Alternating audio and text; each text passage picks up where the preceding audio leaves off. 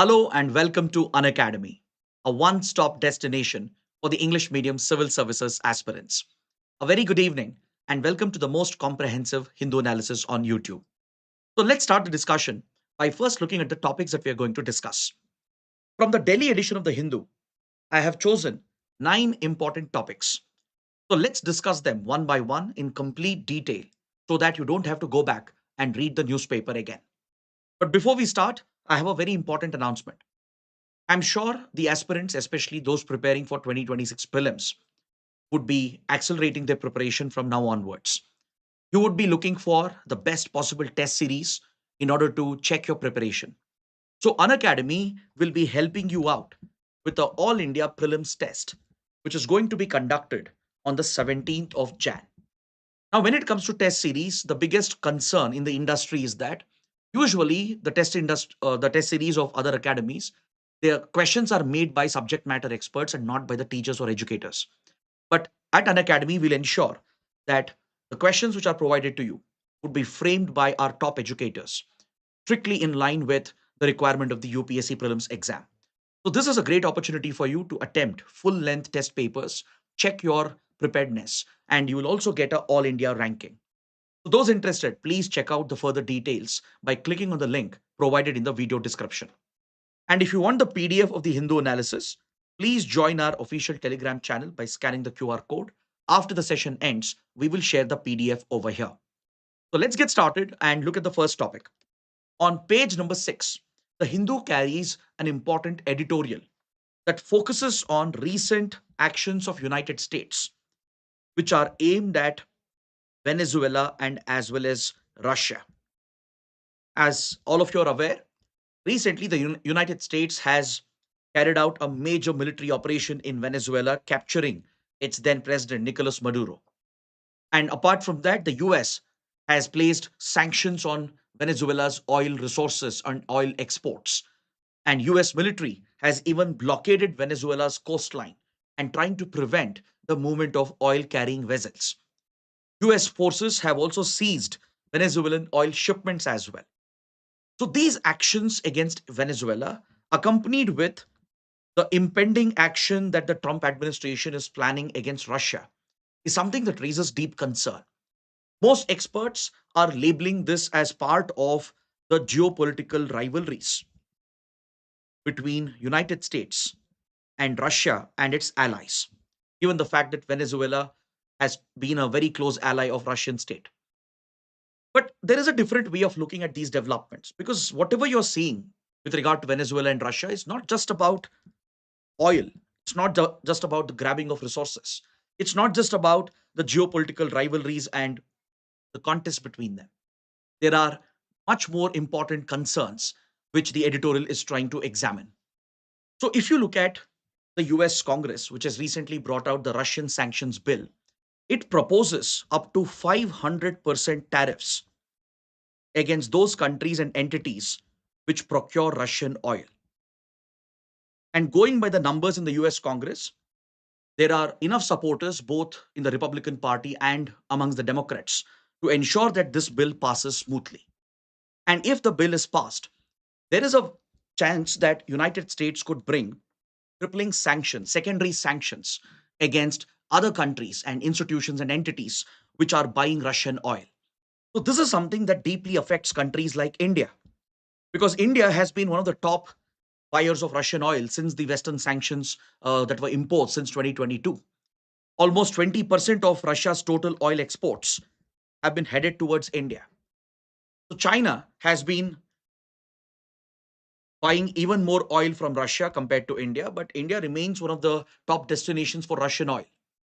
And given the fact that the Trump administration has targeted India with 50% tariffs, with 25% of those tariffs being additional penalty tariffs on India for punishing India for buying Russian oil, there is every likelihood that under the Russia sanctions bill, once it turns into a legislation, the US president could potentially target countries like India with much higher tariffs going all the way up to 500%.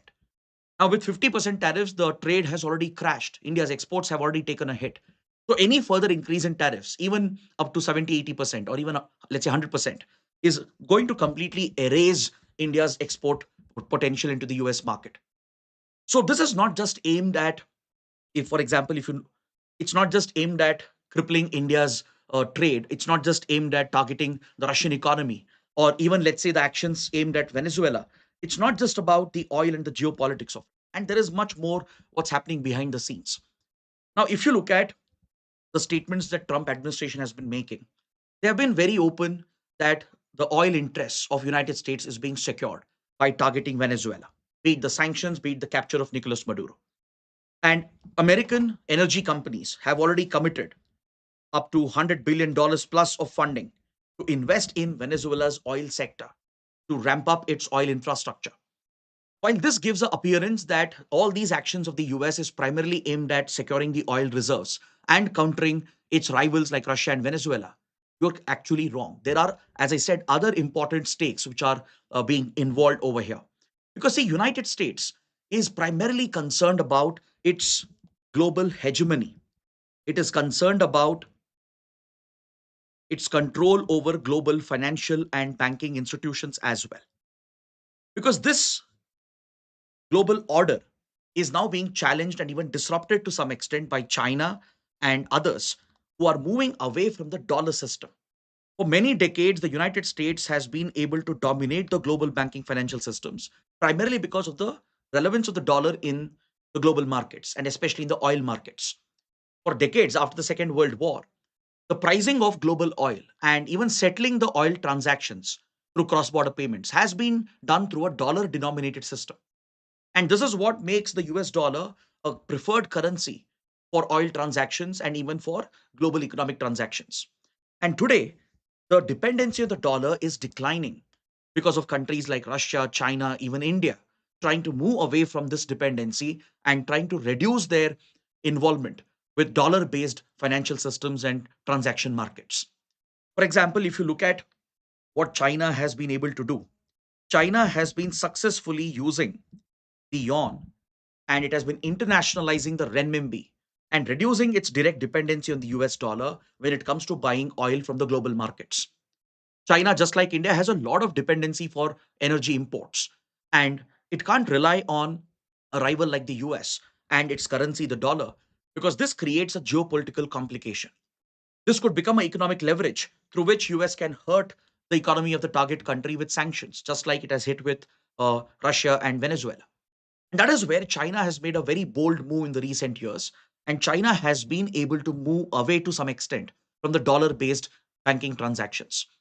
In fact, there are reports that even India has been using alternate payment systems, including yuan based payments for the Russian oil that we are buying from the last 3 years. That's one way through which India has been bypassing the dollar based system.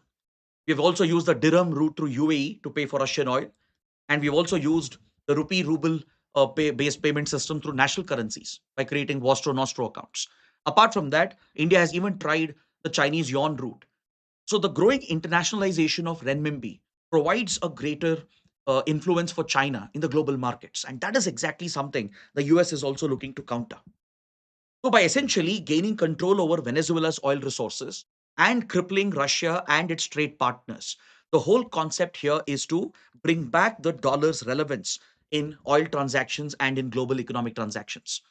So, it's not just about the geopolitical rivalries, it's not just about getting hold of the oil wealth, it's also about protecting the dominance and the hegemony of the dollar. In fact, China is looking at a very big energy transition today. China wants to reduce dependency on hydrocarbons, and it is making a big shift towards electric vehicles. And along with this, the global market is also making a similar shift. And who controls the key raw materials and supplies of EVs and components of EVs? It is again China, be it the critical minerals like lithium, cobalt, or be it the battery technology. China already has a predominant influence in this sector. So this is something that will threaten American dominance in the coming days, in the coming years. So the American actions, not just against Russia, but even against Venezuela, clearly has a China angle, a much larger geopolitical angle. Yes, of course, the decision to intervene in Venezuela, capture Nicolas Maduro, was driven not just by the interest of regime change, but also capitalizing on the oil reserves. Now, the decision to penalize Russian oil exports and bring further sanctions and target third parties like India with up to 500% tariffs is also driven by the motive of targeting Russia and weakening its trade partners.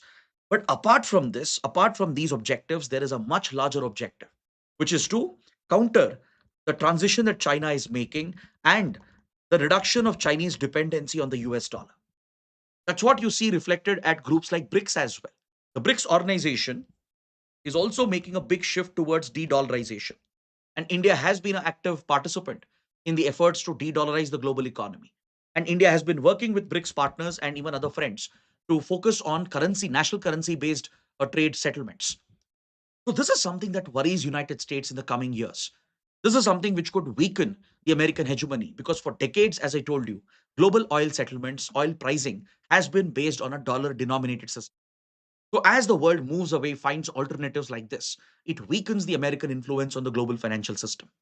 So don't be under the assumption that American actions against Venezuela, Russia is driven only by oil or by geopolitics.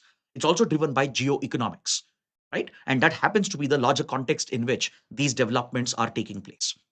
So now let's look at a prelims question, a practice question, a very easy question. If you've understood what we have discussed, please try to answer this. For decades, global oil has been priced and largely settled in which currency or by using which financial instrument. Please let me know the correct answer in the comments. Now let's take up a mains question. Recent US action against Venezuela and impending sanctions against Russia is as much about countering de-dollarization as it is about geopolitical rivalries.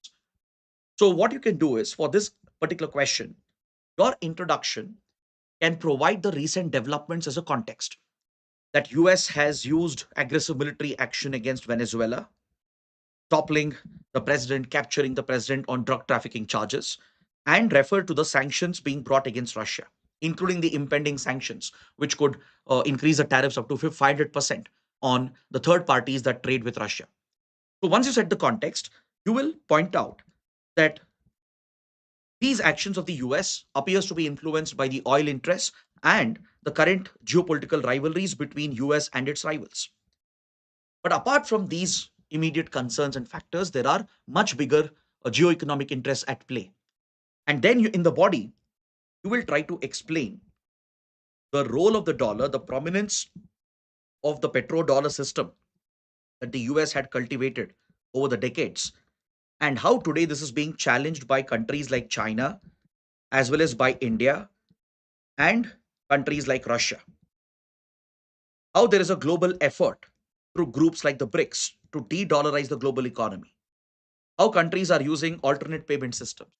How Chinese yuan is becoming a preferred currency. The renminbi is getting internationalized.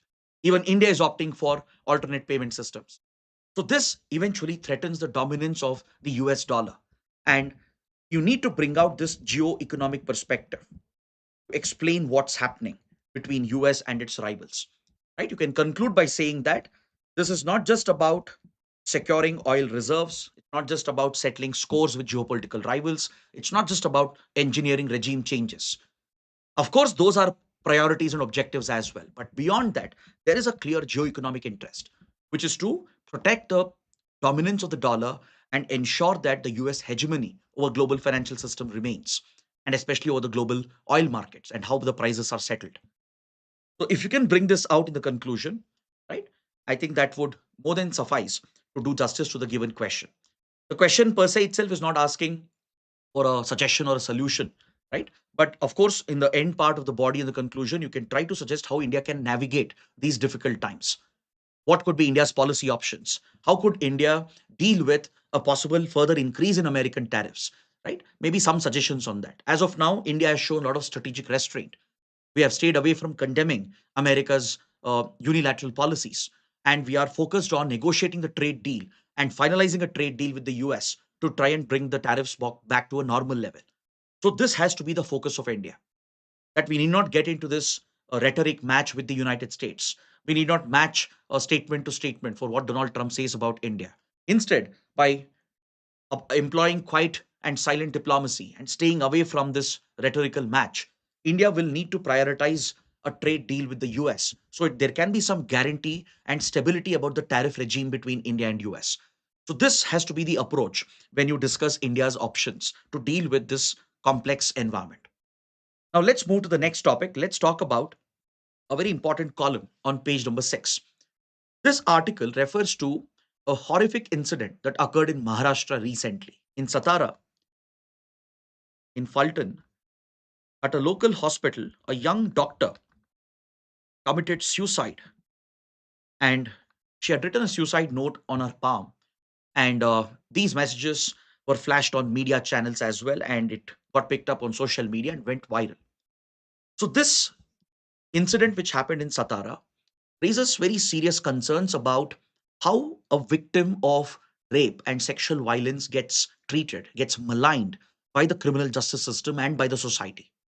Because this young doctor who committed suicide, she had alleged in this letter that it was a police officer who had sexually abused her, raped her, and along with another person involved in a position of authority. And it was this repeated sexual assault that pushed the victim to take her own life.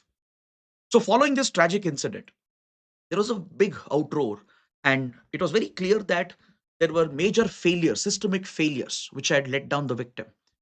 First of all, for this young doctor to face such sexual assault and rape at a place of work, and the two from someone in a position of authority, itself was a clear failure of our administrative setup and systems.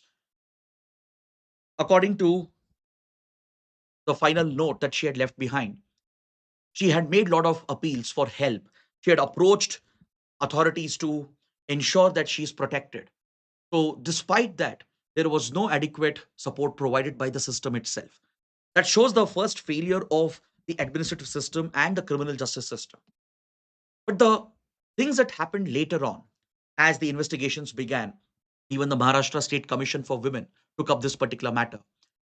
But the kind of statements that were made by those in positions of authority and those who were dealing with the case is something that has shocked the conscience of the country. The chairperson of the Maharashtra Commission for Women has gone through the messages of this young doctor and looked at the personal interaction she has had with others.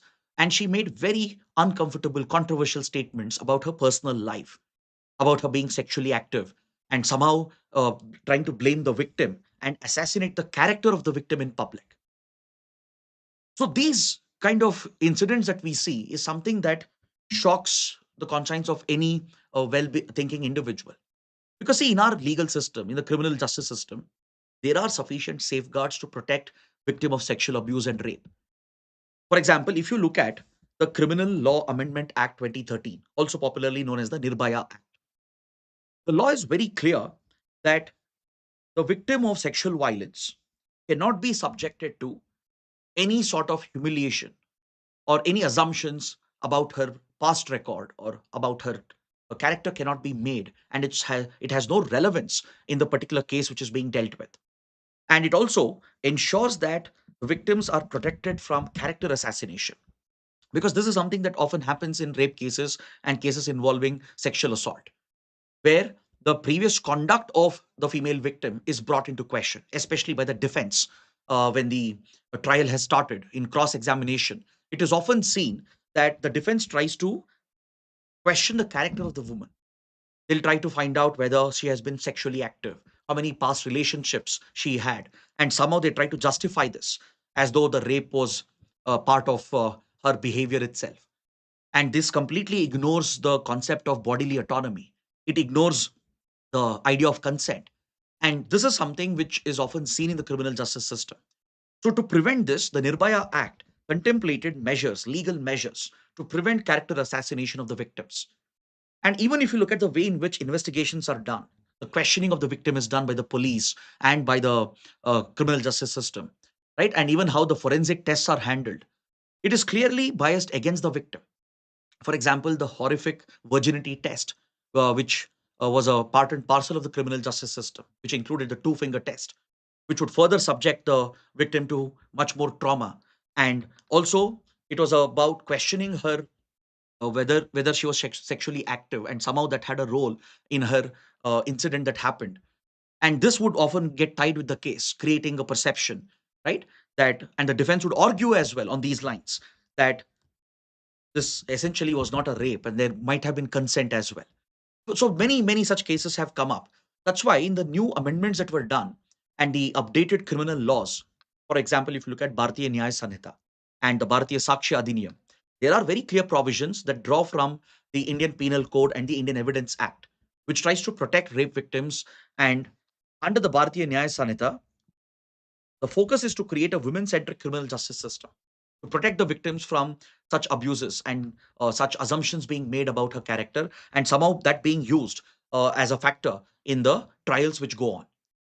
Under the Bharatiya Sakshya Adhiniyam, based on the Indian Evidence Act, it's very clear that the past personal life of a woman who has suffered from sexual abuse and violence and rape cannot be brought into question either by the law enforcement or by the defense during trials. This is completely prohibited. It is clearly pointed out that the past habits, whatever interactions she had, or any relationships that she had in the past, it has no role to play in the ongoing case. And it cannot be used as a line of argument or as even a line of investigation. Under the Bharatiya Sakshya Adhiniyam, we have Section 48, which again draws from the Indian Evidence Act, which prohibits such cross questioning during the trial by the defense, bringing her previous sexual experience into account or trying to paint her as a woman of immoral character and somehow trying to link her past sexual encounters with her being promiscuous. Any such line of argument by the defense is prohibited under the Bharatiya Sakshya Adhiniyam. This again is designed to protect the integrity, the dignity of the rape victim and ensure that she's not subjected to character assassination. Because once these questions are brought up, once these assumptions are made, this clearly reflects not just the patriarchal mindset of our society, it also ends up influencing the very trial process. It leads to a bigger media trial where these snippets are released or leaked into the media and brings up assumptions about the character of the woman. And to prevent that exactly, these provisions are built into the legal system. And yet, we see the violation happening again and again. Though the legal framework is very clear about this, in practice, it is always violated, as we saw in the Satara incident. Now, if you look at the Bharatiya Nyaya Sanhita, Section 72, it also prohibits the disclosure of the identity of the victim of rape. Anyone, be it a newspaper, be it a journalist, or be it any government institution or a legal entity, nobody can disclose the identity of the victim. The name, the picture, the address, any personal details of the victim cannot be revealed in the public. This is explicitly prohibited under the BNS. So this draws from the Indian Penal Code, Section 228A. And it is again designed to prevent the character shaming of the victim. Because generally, if the details are leaked and becomes public, it often leads to public shaming of the victim. There is often a taboo, societal taboo, which is associated with a rape victim. And based on this, the victim faces endless character assassination by the society, could be by the family, by the known members, by the media, and subjects her to a trial in front of the public. So, to prevent this, the BNS clearly prohibits the disclosure of identity and any personal details related to the victim. The Supreme Court has been clear time and again in many, many judgments that a rape victim cannot be subjected to such questioning and there can't be a character assassination of the victim. For example, in 1996, in the state of Punjab versus Gurmeet Singh case, the Supreme Court made it very clear that there shouldn't be unnecessary suspicion about a victim's testimony. Just because she's a woman, you can't simply doubt the allegations or the complaint that a woman is trying to register. And also, the Supreme Court made it clear that you can't dismiss a victim's evidence based on one's past behavior or past personal traits and characteristic traits, right? Because consent is something which is pivotal when it comes to the concept of bodily autonomy. Whatever be the past of the victim, right? Even if the person had multiple relationships in the past, even if the person was sexually active, let's say even if the person was drunk, irrespective of how the person had dressed, all these things are immaterial in a rape case and in a rape trial. The Supreme Court made it very, very clear in the Gurmeet Singh case that these aspects are immaterial. In fact, this is clearly prohibited because this is character assassination of the victim. And the Supreme Court has tried creating guardrails to protect the dignity and the identity of the victim as well. But despite having these many measures, through the legal framework, through Supreme Court interventions. Despite this, we see such occurrences happening on the ground, not just by the public, the media, and the society, but even by those who are in position of power who are responsible to protect the victim. The worst part is the statements made by the Maharashtra State Commission for Women, right? Bringing her personal messages and past relationships into public domain and revealing those details, compromising her identity as well, and trying to shame the character of the victim and somehow trying to justify that she deserved what happened to her. This is something which is extremely unfortunate in the legal system. And that is exactly what the article is trying to shed light upon. Because even after having the legal framework and the guardrails, it's not enough. So there is a lack of enforcement. There is a lack of protection for the victims. So the article goes on to suggest as to what can be done to rectify this. So starting right from investigation to the trial process, how can a victim of rape and sexual abuse can be protected? So this requires sensitization training for police officers, for those involved in forensic examination, and even for the lawyers and the judges. They need to be sensitized about the traumatic experience the victim would have gone through, the need for empathy and sensitivity while talking to the victim, while examining the victim, while cross questioning the victim. So that is something which needs to be incorporated. Plus, stronger legal checks and balances with strict enforcement and penalties for those who violate these prohibitions. That is what the article recommends in order to protect the dignity of a rape victim and ensure that she is not subjected to character vilification by the society. So, based on this, please take up a practice question. The identity of a rape victim is protected under which law? Right? So, we discussed this. So, can you just answer this question? Please let me know the right option in the comment section. And this is your mains practice question. The culture of questioning a rape victim and her behavior persists in India. So this is as much a legal problem as it is a societal problem. So in this answer, you need to try and bring out both the aspects: the patriarchal mindset of the society, the tendency of the society to make assumptions based on the past character of a victim and past judgments about that, and how this gets misused in the legal trial as well during the trial process. So, what measures does the criminal justice system contemplate to prohibit this behavior? Examine. So, talk about the legal checks and balances, the Supreme Court interventions, and what else can be done in order to prevent this. So, please try to write your answers, practice them, and post your answers in the comment section. Now, let's move to the next article on page 6. There's an article related to Somaliland. Somaliland is a breakaway region seen as a separatist region in the Horn of Africa. I'll show you the map and explain where exactly it is located. But recently, Somaliland has been in the news. Though internationally it's not recognized by any of the countries. Recently, Israel became the first major country to recognize this separatist breakaway region in Horn of Africa known as Somaliland. So until now, Somaliland was often relegated to a diplomatic footnote. It was never the focus of the geopolitics of this region. But of late, especially given the developments of the last 1.5 years, the Somaliland region has been acquiring a lot of geopolitical significance. So this article tries to help us understand what could be the reason behind Israel's recognition of Somaliland as a sovereign nation. What does this imply for the region? And there is a Chinese angle here as well. How does this affect China's interests? How does this portend for the Africa and the Middle West Asia, Middle East region? What could this mean for the Red Sea corridor? Right? So all these important details can be understood by looking into this particular topic. So first, let's understand where exactly Somaliland is located. So Somaliland is located here at the tip of Horn of Africa, and it's one of the breakaway regions located in this region. Right next to it, there's a similar breakaway separatist territory called Puntland. So these are the two breakaway territories that broke away from Somalia back in 1991. Somalia has been going through a civil war since 1991. There are few radical extremist forces, including the Al Shabaab, which have taken control in the country, and the government of Somalia has been undermined and it has been losing control as well.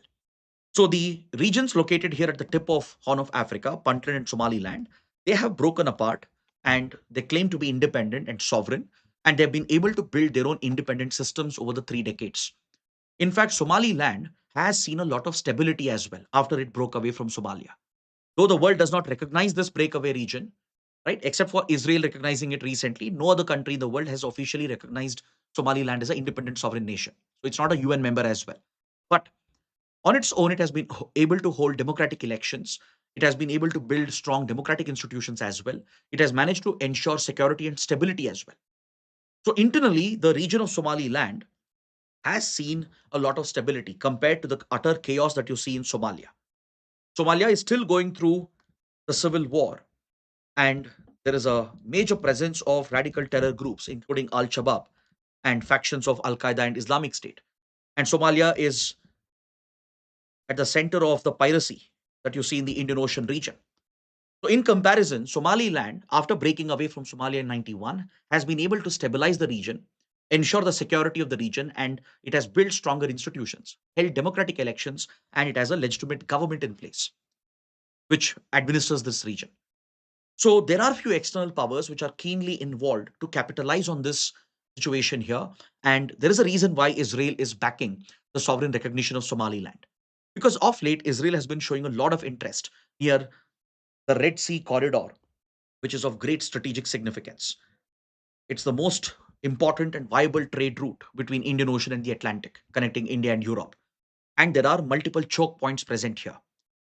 Apart from Suez Canal in the Egypt, you also have the Bab el Mandeb Strait located over here between Yemen and Djibouti, a narrow trade corridor that becomes a strategic choke point.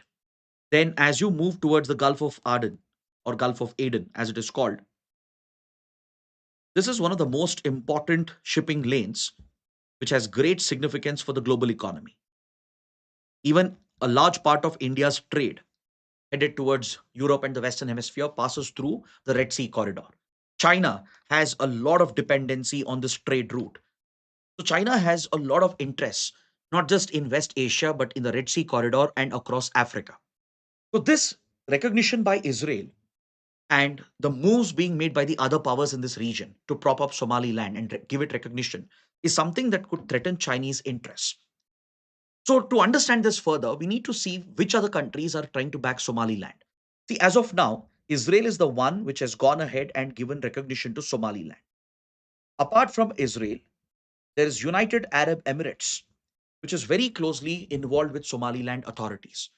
It has a big presence in this region. Reportedly, UAE has deployed troops and its intelligence operatives, and it is using Somaliland to fuel crisis in other countries in the region.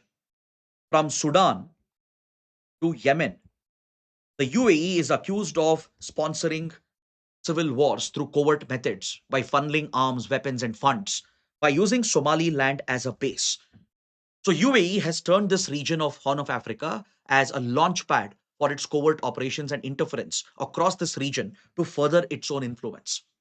And of late, there is a close alignment between Israel and UAE ever since UAE and Israel signed the Abraham Accords in 2020. And UAE recognized Israel, becoming the third Arab nation to recognize the country and set up diplomatic ties with the country. So United States, which facilitated the Abraham Accords, is also closely working with Israel and UAE to try and establish their dominating influence in this region. Because, see, Israel has been facing serious threats from the Houthis in Yemen, which lies right across the Bab el Mandeb Strait. Israel has been conducting major strikes aimed at Yemen to dismantle the Houthi network, which is backed and sponsored by Iran. So, as part of Iran's conflict with Israel and Israel targeting the Houthi proxies, for Israel, it is very critical to build up its presence, not just diplomatic presence, but even possible military presence, intelligence presence, to counter the Houthis of Yemen and also to stabilize these trade routes where the Houthis have been targeting the movement of ships, especially Israeli vessels, Western linked vessels, which have been targeted in the Red Sea corridor. And also, there are reports that Israel might be considering to use Somaliland to try and relocate Palestinians from Gaza, because there are reports that under Prime Minister Netanyahu, Israel has plans to get rid of Palestinians from the region to completely derail the two-state solution, to prevent Palestine from ever being set up, and try and evict them and relocate them to Somaliland in return for Israel recognizing the country and backing the country. So this raises alarming prospects. Then even Ethiopia, which you can see here in the map, one of the largest African countries. One of the big disadvantage for Ethiopia is that despite being a large country and a large economy, it is a landlocked country. It doesn't have direct access to the sea, and it has been craving access to the Red Sea corridor, which is so crucially important. So there are reports that Ethiopia is also willing to recognize Somaliland because it's a neighboring territory. And in return for recognition, Ethiopia might be negotiating a trade access, a trade route to link Ethiopia with the Red Sea corridor near Gulf of Aden and establish a maritime connectivity that would enable Ethiopia to start influencing the waters around Horn of Africa and Gulf of Aden. So Ethiopia is also in line to engage with Somaliland and give recognition to Somaliland. So this is changing the entire geopolitical landscape of this region. Then even Taiwan has been engaging with Somaliland for many years. And in return, Somaliland is offering recognition to Taiwan. And this is something that irks China. Taiwan has been trying to build up support and influence. It has the backing of United States, obviously. And as China tries to make a move on Taiwan and as China tries to protect its one China principle, the move to recognize Somaliland could further strengthen ties with Taiwan and Somaliland as well. And it could lead to greater international support for Taiwan's recognition, which hits at the very core and foundation of the one China principle of mainland China. Because China has always pointed out that Taiwan is historically and politically a part of mainland Chinese territory. And eventually it will be integrated through a forceful occupation if required. Right? And China has been showing a lot of diplomatic and military aggression near the Taiwan Strait. So, as it tries to prevent other countries from recognizing Taiwan and engaging with Taiwan, Somaliland has been working with Taiwan, receiving support and assistance, building trade and diplomatic ties with Taiwan. So, this undermines the one China principle. And also, please remember, China has built a very strong military, strategic, and economic influence in this region. China has set up its first foreign military base in the neighboring country of Djibouti over here in 2017. This has given China access to have influence at Bab el Mandeb Strait and in the Red Sea corridor. And China has been stepping up its naval presence near the Gulf of Aden. China also is very, very active across Africa and in more than 30 plus countries. China has very, very significant investments, including a very strong strategic and military presence across the region.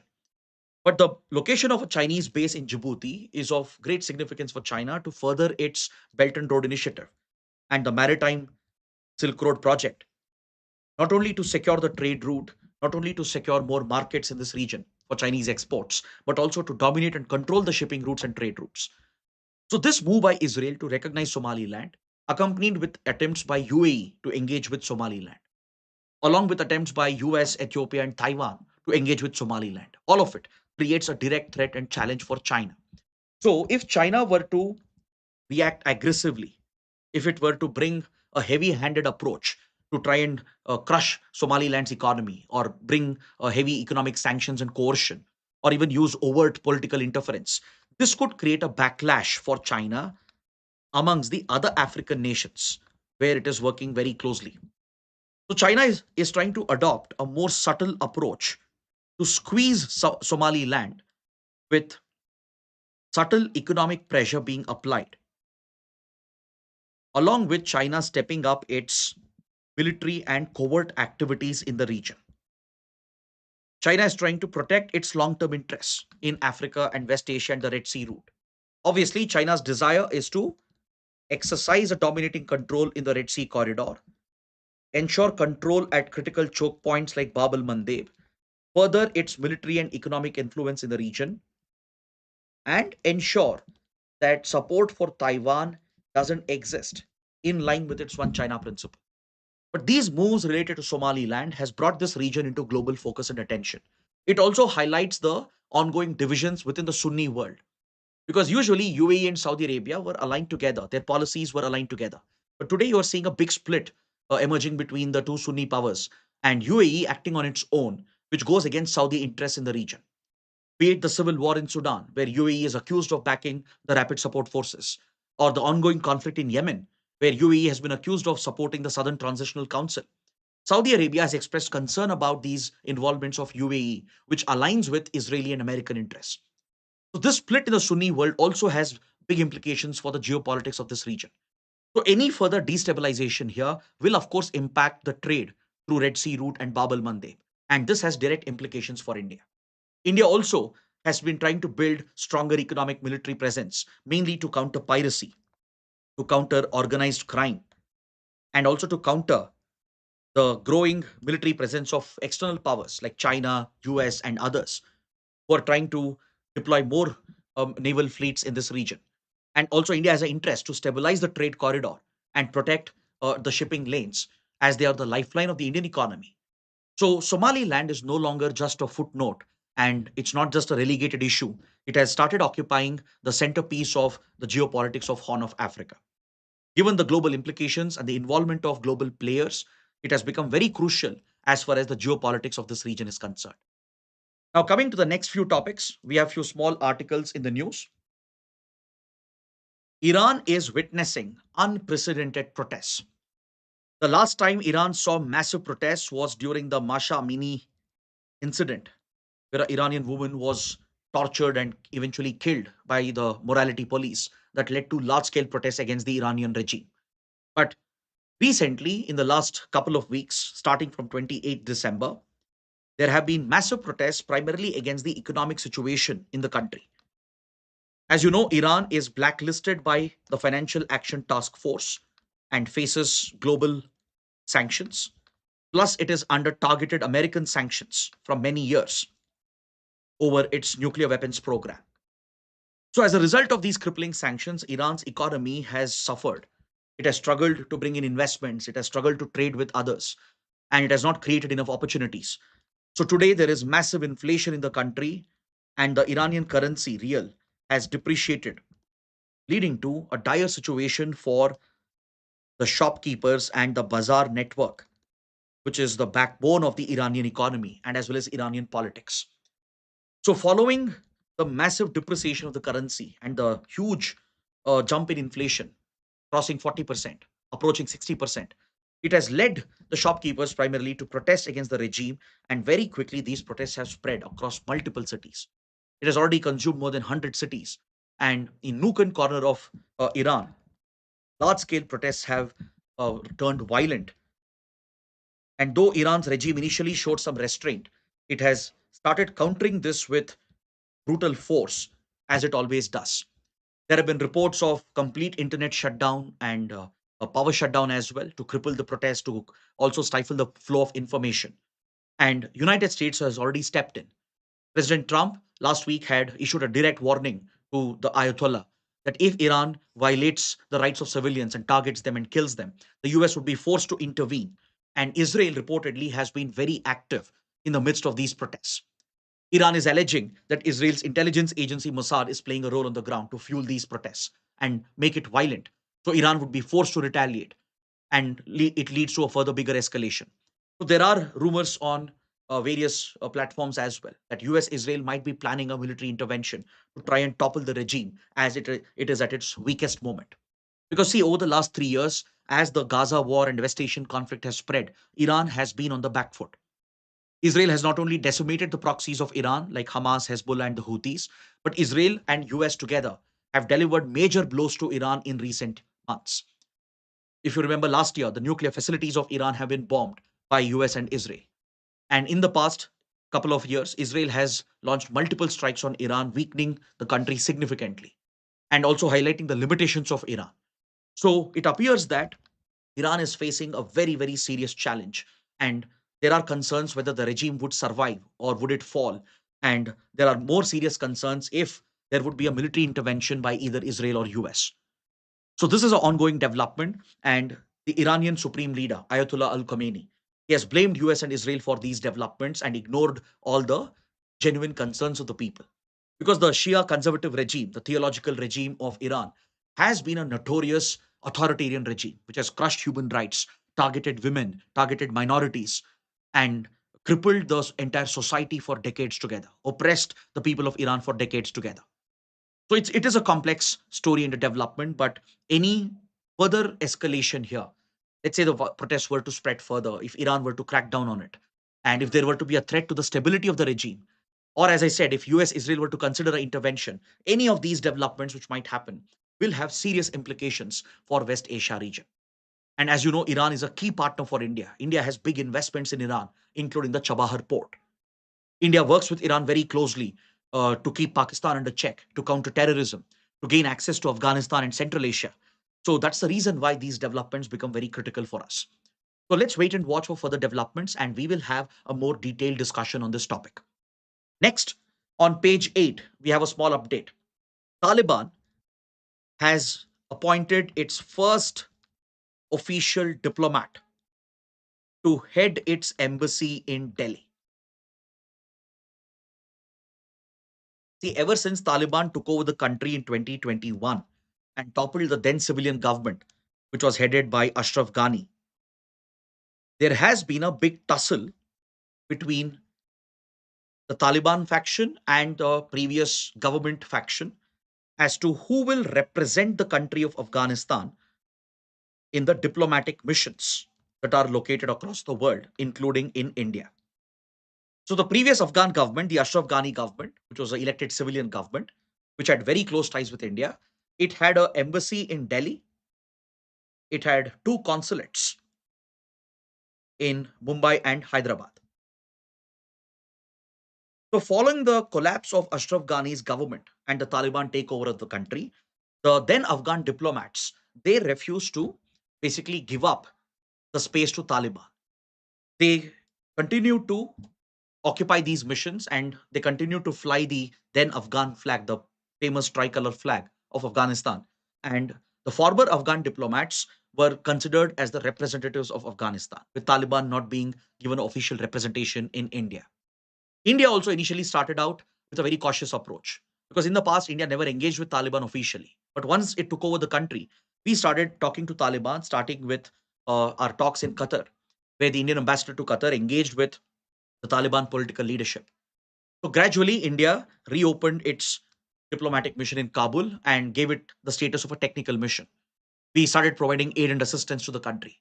And over the last 1 year, our political diplomatic engagement has gone up, right? And recently, the foreign minister of Taliban, Amir Khan Mutaki, visited India, and a lot of important initiatives were launched as well. And following this, many other ministers of Taliban regime have visited India, the health minister, the commerce minister. So India is engaging with Taliban today, and we are recalibrating our policy completely.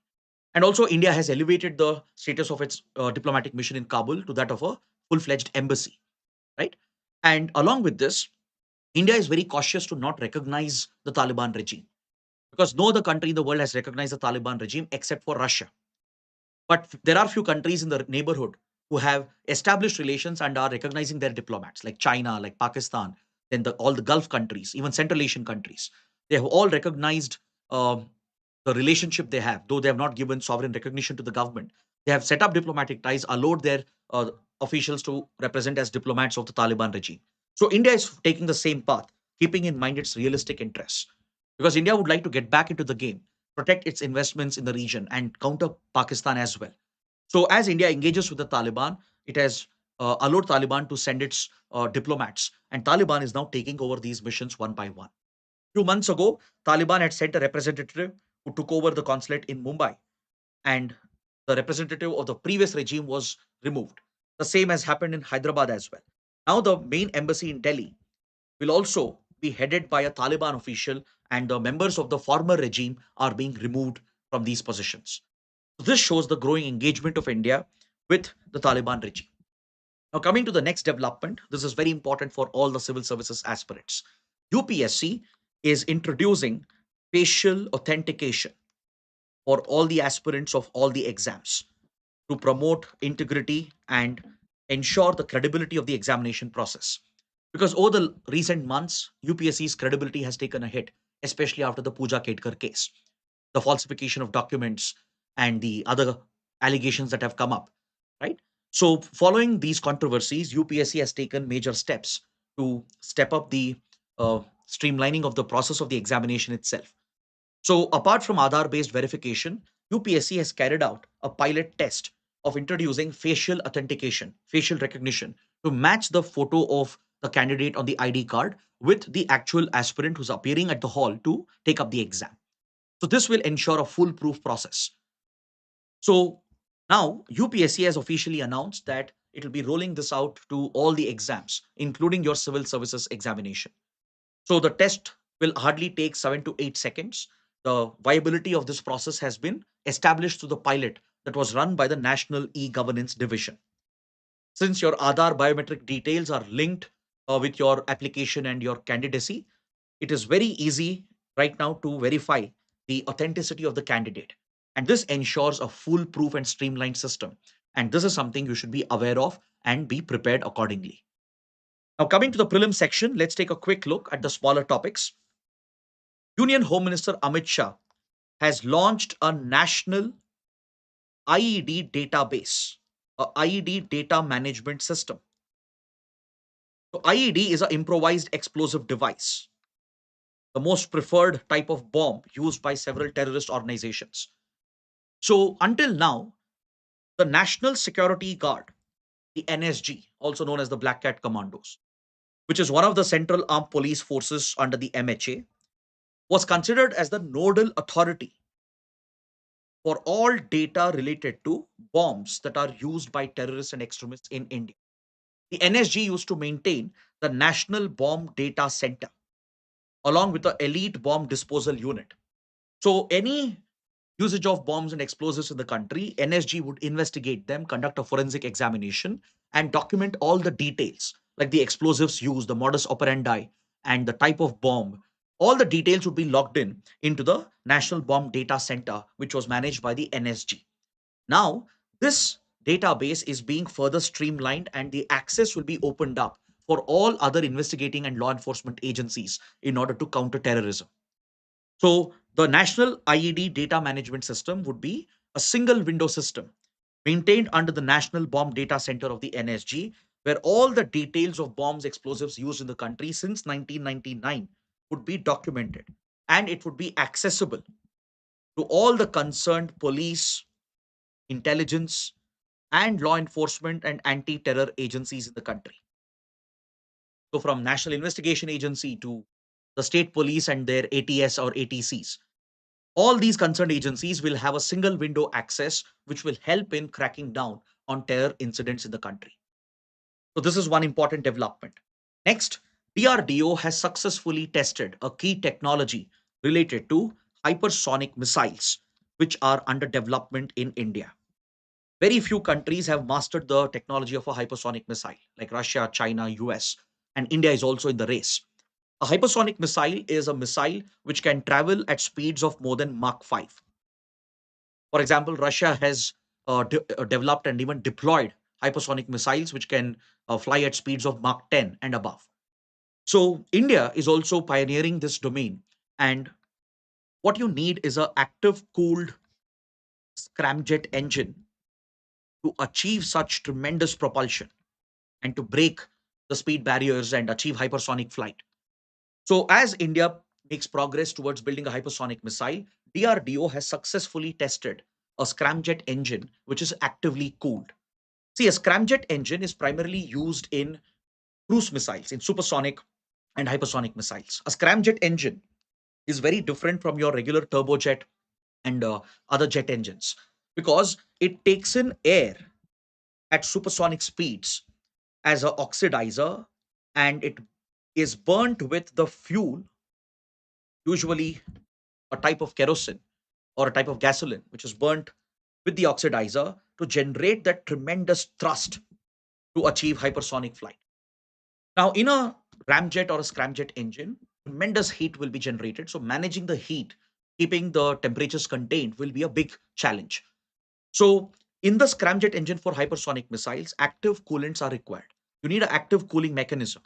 Just a passive cooling mechanism by drawing in the air is not sufficient. So, ISRO has already worked on such active coolants for scramjet engines, and DRDO, in collaboration with other concerned agencies, has finally tested such solutions.